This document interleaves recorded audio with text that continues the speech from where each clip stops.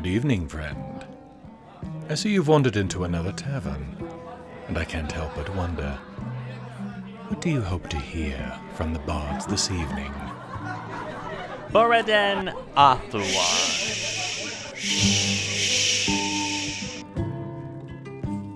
Tonight, dear listeners, I tell you the tale of Moriden Stormcrown, the Dragonborn of the Fourth Era. Using his mastery of magic, Moriden faced down the Mad Mage Ancano and prevented him from tapping power that would have ended the world. Bah, master of magic indeed. Through his cleverness, his strength of arms, and the power of his voice, he had captured the mighty Odahviing and forced it to reveal the location of dreaded Alduin. Stepping through the veil, he entered the hallowed halls of Sovngarde itself and battled the World Eater, destroying the beast and saving all of Nirn for a second time. Not that anyone noticed at the time. I sometimes wonder why I bothered. Now, top up your ales and listen as I tell of his time among the mighty companions of Skyrim and his rise to power as their harbinger. You have got to be kidding me. There is almost no chance that they know what happened among the companions, let alone all the time I spent gathering political power to myself. No, they have it all wrong. You, though, you seem almost desperate to hear the story. What is it you are looking for, I wonder? Well, since you want the story so bad and we seem to have time, why not order us a couple of drinks and I'll tell you the truth of that time. The truth, mind you. Not that drivel that bard up there is embarrassing themselves with. Because the truth... the truth is not what the bards would have you believe.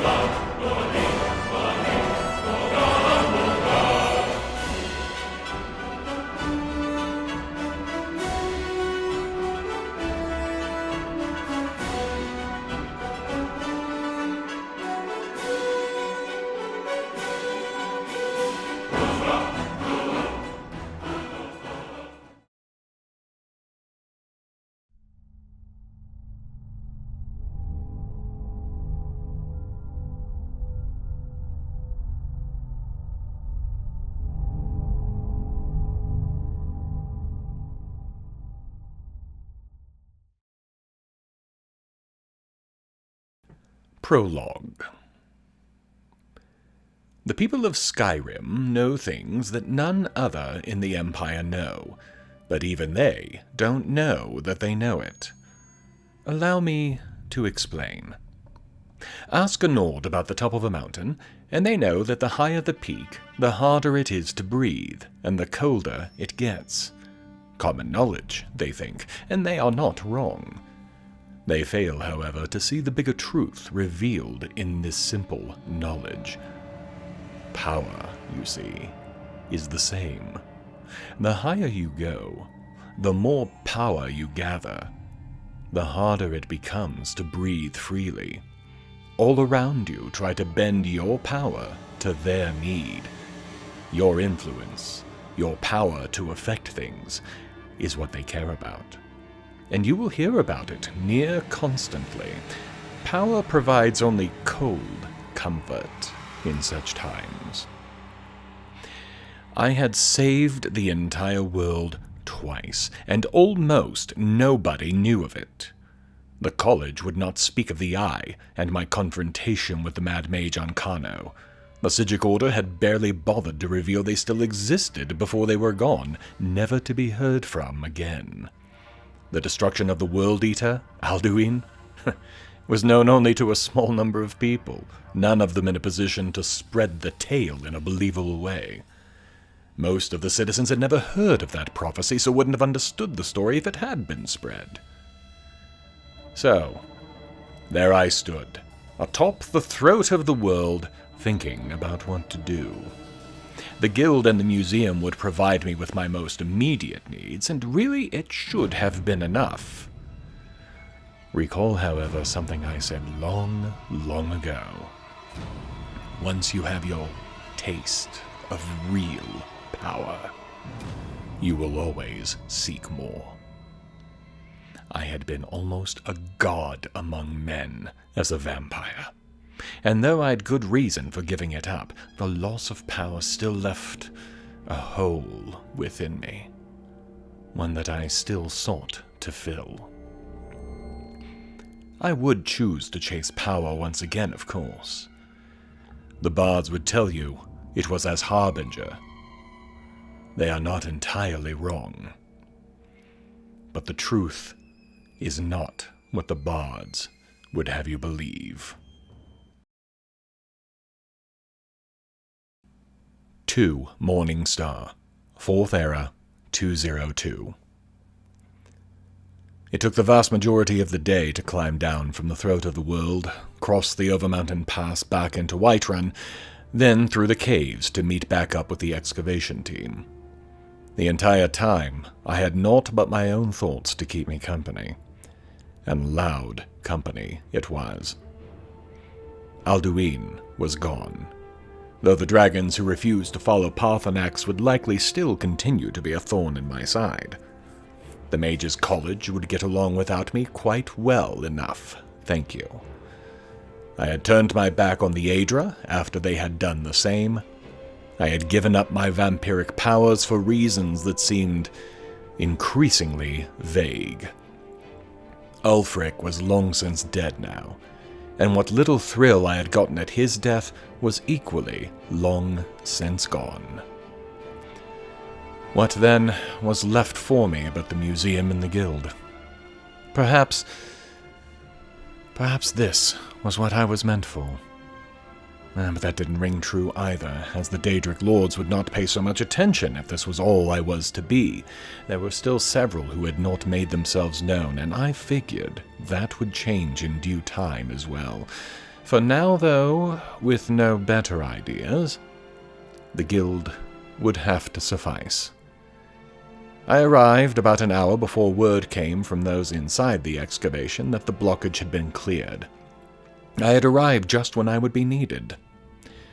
Putting aside the melancholy I seemed to have fallen into, I slept the remainder of that day away, that I might be fresh in the morning. 3 Morning Star, 4th Era, 202. There was more to the story, of course. Isn't there always? After I left them, Latoria had been on her way to bring the Windcaller relics back to Marasi. This much, of course, I knew, having been there. It seems, though, that not long after I left, something in the cave, and none of them is sure exactly what this something is, made some kind of a loud scream or noise that scared Latoria enough that she lost her footing and fell. She dropped the relics when she did. The whatever it was that had made the noise grabbed the items and scampered deeper into the caves, working its way back into the region on the far side of the blockage. Nobody got a good look at it, but it had to have been relatively small. Even so, none of them, not one, is eager to go deeper now that the cave is open to see what it was. 3 guesses on who they are waiting on to check it out? The newly opened cave stretched for a short distance before I began hearing loud grunts and half-shrieks myself. Unlike the rest of the team, however, this was a sound I recognized, and though they were right to be afraid, I was also pretty sure that these were not the creature that Latoria said had taken the relics. You don't get hit by a troll and not know it, after all.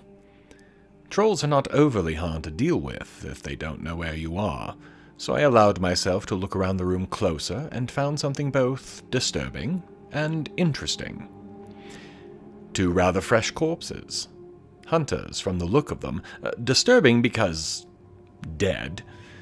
Interesting because we only just cleared the path and there was no way they wandered in from our side of the pass. Meaning we must be close to finding the far exit. Finding the last piece of Aryen's magic ice was a nice bonus as well, but none of these were what I was here to search for. That being the case, I took the ice and moved on. The end of the tale of the scary monster is somewhat anticlimactic. The beast that had surprised and overcome Latoria, the creature whose noises had inspired limited terror in the entire expedition, was a common raccoon. I found the thing in a small alcove trying to stash its ill-gotten relics, my relics, in a space beneath some old floorboards. Foolish thing had managed to get itself stuck. I briefly considered killing the thing. A cornered raccoon is no small creature. However, I instead freed the thing and took the wind collar rings back in the process. Now, with that over and done with, it's time to find out where exactly this pass exits the mountain at. I should have known better. But at the same time, the evidence didn't suggest the possibility. Seeing gates of what appeared to be Dwemer make should have set me more on edge. Given that they were, master trap makers, I should have suspected that I would stumble into one. At the same time, though, how did the hunters get as far as the room with the trolls if this trap existed? It almost didn't matter. I was moments from death when the gates closed and a noxious and painfully toxic gas started entering the small area I was in. It's almost embarrassing how close I came to death. And it is not through my own actions that I was saved. No. All credit must, reluctantly, be given to the raccoon. It had followed me, and, whether by chance or design, pulled on a chain that deactivated the entire trap.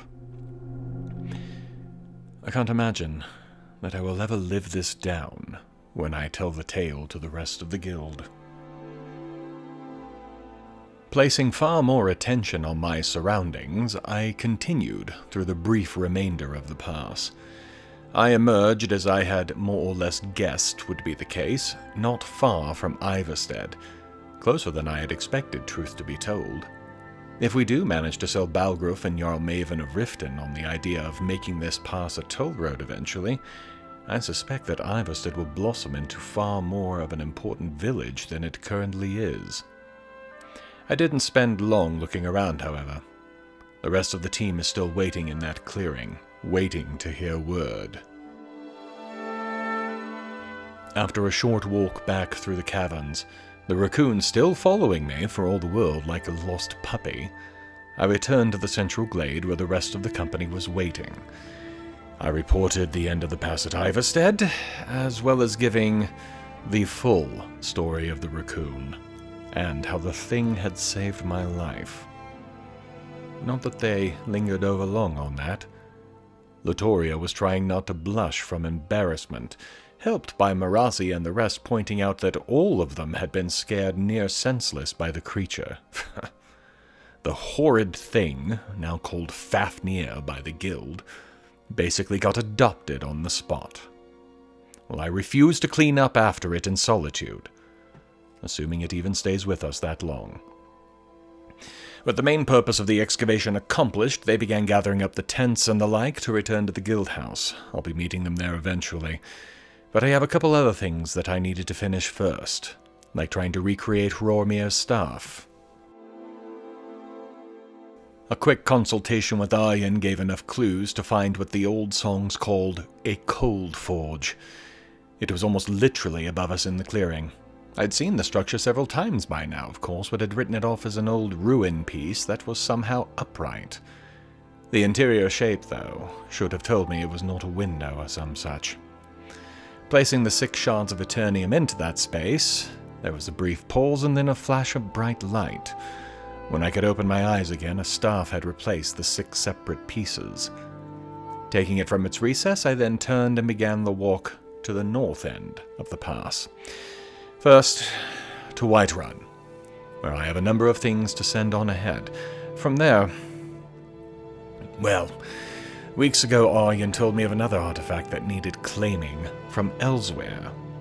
If that caravan gathering at Falkreath hasn't already left, then this time seems, to me, to be the best time to deal with it, now that I'm not busy saving the world from dragon legends or mad mages. I rode for Whiterun, stopped only long enough to pack a number of new artifacts and items into crates for shipment to Solitude, then turned and began the ride for Falkreath. Along the way, with no dragons to distract me, I had only my thoughts for company. I knew what I was looking for now, at least generally speaking.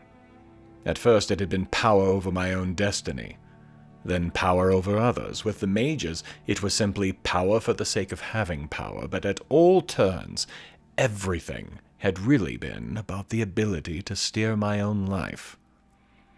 That had not gone particularly well, for many reasons. I still felt the call, however, and the hole that had once been filled with vampiric magic. I've heard the Khajiit and others talk about skooma addiction, and I have to say that perhaps I am addicted to the rush of power in whatever form. I crave it. I need it. And right now, apart from the power of my name, I have little at all. By the time I return from Elseweyr, I'll need to decide how I will deal with this addiction. For now, though, the caravan was outside of Falkreath, and travel to a new region of the world awaited me. That, for now, would have to be enough. Whatever the moon paths are, I can say this about them. They are decidedly swift. Indeed, it felt nearly instant when I had settled myself into the carriage, expecting we'd be several days or weeks on the road. One moment we were deep in the forests of Falkreath, the next we were in some kind of desert region. If the Khajiit can travel this fast everywhere, it's a wonder they haven't taken over and created their own empire. Then again, perhaps they are immune to the same little addiction that I have and genuinely don't want to rule the world. It would, at the least, be boring after a time, so I could understand that. Regardless of the deserts, we had stopped so suddenly that I was concerned that there was a problem. In a way, there was. The path was blocked. The Thalmor have taken Elseweyr as well, and, as my host put it, they care more about heretics than they do bandits. This has resulted in a large rise in bandit numbers here, as in Skyrim. No sooner had that comment been made than I saw the proof of it. It wasn't a large band, but with only the 3 of us in the caravan, it was enough to be of some concern. Even so, I had enough room to maneuver and enough arrows to spare that these bandits ended up being no real concern. My host took the time to look them over, however, and though he didn't quite spit on their bodies, I feel he came close to it. When a Khajiit turned to banditry, there is no excuse, he told me. He thought that he might at least give them a cairn or something to bury the bodies. He stared at them so hard. But eventually he turned and left the bodies to be cleaned up by nature, as he put it. Works for me. 4 Morning Star, 4th Era, 202. We stayed in that canyon overnight, there being no pressing reason to take to the moon path again. I didn't get much in the way of an explanation, but I gather that using them takes a fair amount of energy, so taking the night to recharge, if you will, made some level of sense, especially since we had already cleared out the local threats. The next morning we loaded into the caravan, and again, almost as soon as I sat down, the world blurred around me, and when it settled, we were again in a different place. This time I could see the beginnings of a jungle. I had heard of such places, but obviously never seen them. I also discovered, in short order, that heat can be just as much of a pain as cold. I was sweating in my armor almost instantly, and the very air around me seemed to be so full of water that I could have poured it straight into my water skins had I wanted to. The reason for this stop, it seems, is a broken bridge. I begin to think that the moon path is more akin to some kind of time magic, perhaps, one that allows us to travel normal paths with incredible speed, until it reaches an obstacle that requires you to find a new way around, as was the case this time. With the bridge we had been approaching destroyed, I offered to scout for a shallower spot. The two Khajiit, meanwhile, apparently mean to pray to their god. I managed not to scoff at that, but only barely. It took some hours, but I found a ford through the river that, though rocky and with swift currents, should be passable for the carriage. On my return, though, I could tell something had changed about my hosts.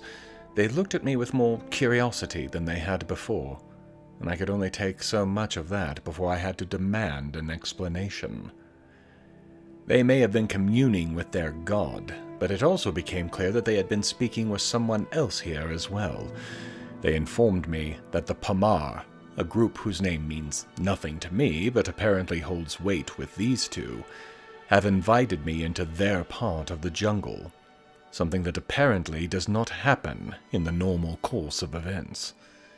Not only this, but the invitation and the honor that seems to go with it are enough that, rather than take the time to sleep somewhat and finish the journey in the morning, we are going to continue now, just to get me to the Pamar before daybreak, as they have requested. Why do I get the sudden feeling that I am about to be asked to do something I don't want to do for somebody else? Again into the carriage, but this time when the blurring ended, I was alone, and the carriage was nowhere to be found. Instead, I was on top of a ridge in a jungle canyon, its floors covered with a relatively shallow pool. Khajiit were everywhere. In all of their forms, the Pamar, as it turns out, are almost indistinguishable from a saber cat, apart from its coloration, of course. It was still unnerving to hear a regular voice coming out of such a bestial visage. Shortly later, I was met by a Khajiit of the more familiar type, naming herself Yura.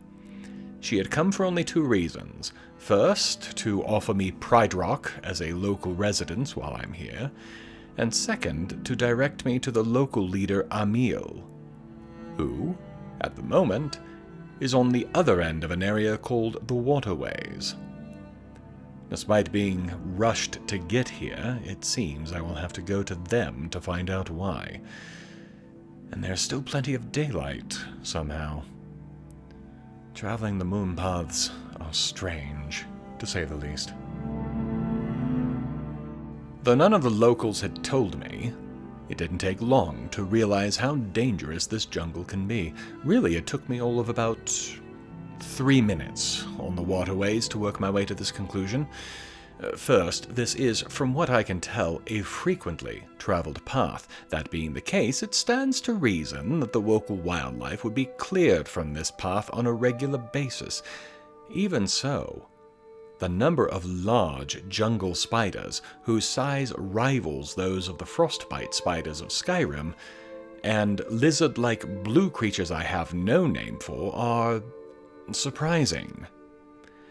If they can move in such numbers so quickly, then yes, this jungle is a deadly place. Fortunately, the path itself was not overly long, and it was not 3 hours later that I arrived at what seemed almost a fishing village. Our meal was not what I had expected.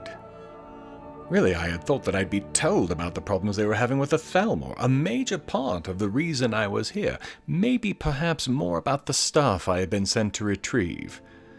Instead, however, I had a small conversation about the Pamar, and was directed to yet another Khajiit. I almost feel as though I am being passed around, a living exhibit. Surely not, though, right? The more I speak with these Khajiit, the more I feel my initial feeling is correct. I am being handed around so that they can all see the Dragonborn with their own eyes, all in the guise of telling me things I should know about Elseweyr. As far as it goes, fine, whatever. I don't care for being a spectacle, but if it helps me to get the job that I came here to do done, then whatever. The problem is that now I've made the rounds, I have little idea what I need to do. I know who I seek, but that name seems to draw no reaction from the locals. I need to figure out how to get in contact with Aryen's contact, or this entire trip will have been for nothing. A rather large Khajiit was rather obviously blocking the only way out of the village that I could find, well, other than the one I had come in from, of course. Unlike the rest of the locals, my title of Dragonborn didn't seem to mean a thing to him, and he all but refused to listen to a single word I had said. Finally, after realizing that I wasn't likely to go away and leave him alone, a skill I have learned by watching children with their parents, he finally directed me to another Khajiit. Supposedly, if I want this big one's attention, I'll have to speak to this other one and earn his trust. Trust a bunch of cats to make things overcomplicated. Mervar, the big one, is apparently the one, only, and singular guard that this outpost has. This greatly surprises me, given the information that Kamel had just made me privy to. Not that this should be any surprise, but Elseweyr is currently a Thalmor protectorate. In theory, this means that the Altmeri Dominion watches over, protects, and oversees the province, but does not interfere in most day-to-day things. The reality is that they are interfering in most everything, and many of the Khajiit do not much care for this. Shockingly. Including this bunch. Rebels. Not only rebels, really, but non-combatant rebels who do their duty to the main, the leader of all Khajiit, by filling his coffers with the proceeds of their craft. That craft being the production of moon sugar. No wonder everyone is so cagey. Even if the stuff is legal somewhat in Elseweyr, almost anywhere else it would not be. Regardless, having earned Kamel's trust, I returned again to Mervar, hoping to move deeper into the jungles and see if I can find Aryen's contact. I was allowed passage, but also was requested to look out for Mervar's brother, twin brother, as I was traveling on. A simple enough request. How does one hide a Khajiit this big? Through the gates and into the jungles I went, moving deeper. It wasn't long, though, before the sounds of combat and warfare reached my ears. Moving into a new clearing, I saw dead Pamar scattered across the Waterfield Grotto, along with several Thalmor agents. Many were already dead. The rest were, shortly after my arrival. It seems the elves are closer to finding their hiding hole than many had believed. The question now is how much they really know, and if this was an accidental battle, or one that they came looking for. There is no way to know yet just how much the Thalmor know or suspect, and neither is there a way forward. I wonder why there is even a door with a guard on it. The grotto had a series of stairs and bridges that led up, so I followed those, thinking perhaps that was the way forward. I didn't find what I was looking for, but I did find the twin brother, who had just dealt with several of the Thalmor before I had arrived and seen me deal with the others. Once we met, and I was assured that he was not injured in any significant way, I was sent back to the brother to report the incursion. Since I still saw no way forward, what could I do but agree? Mervar and the rest of these rebels were not pleased to find out the Thalmor had gotten this close. Scouts had returned not long after I left to report that they were in the area, but they were using something they'd never seen before, some new technology. Ships that fly. Airships, as the Khajiit are calling them. This is disturbing on many levels. If the Thalmor have these in any real numbers and decided to restart the war against the Empire, we could be in for a bad time. How would you destroy something that hovers above the battlefield where arrows or catapults cannot harm them, yet can drop most anything they please on you? Not that I needed urging, but I was asked to hunt down this ship and its captain. Once the immediate danger had passed, the Khajiit can start tearing the ship apart to see how it works, and perhaps see what the Thalmor are doing out here to begin with. An hour of tramping through the jungle, and I found a campsite. And the airship. I cannot deny that I had hoped this would be some fanciful tale told by some young and inexperienced scout. I also cannot deny what my own eyes tell me. This ship is very definitely floating. Once I got a few moments of peace to examine it, requiring the death of 6 or 7 of the Aldmiri, I had to admire the craftsmanship. The ship itself seems well built, but as to how it was hovering, it still eluded me, though I imagine it must be something to do with the large, bag-like contraption that is above the main hull. I'd be happier about possibly getting one of these in the future if it weren't for a single flaw. Heights. Why did this have to include heights? The deck was more or less empty, and I saw no immediate way down into the ship itself. It did, however, have a chest topside that contained the orders we had been hoping for. The news was not the best. The Thalmor are well aware that somewhere in this region is where the moon sugar is being created and distributed, which means they are actively hunting for the rebels who have given me shelter. While this particular fight is not mine, ignoring it will only make things worse in the future if the Thalmor come calling in Skyrim. Which means that for the moment, their fight is mine. Once they are beaten back and the secrets of these airships discovered, then I can get back to what I am here for, and then get back to Skyrim. It's far too warm here. I know, I complained about the cold near the entire time I was in Skyrim, but now that I have seen its opposite, I think I'd rather have the cold. The sun was still bright when I returned to the rebel camp with the news. Another scout was sent to try and gain more information, and that was the extent of what could be done for the moment. Soon, darkness would sweep across the region, and the jungles were not to be traveled at night lightly. Instead, I was told to get some sleep and see what the morning brought us. The heat has made me tired, so perhaps there is wisdom in their recommendation.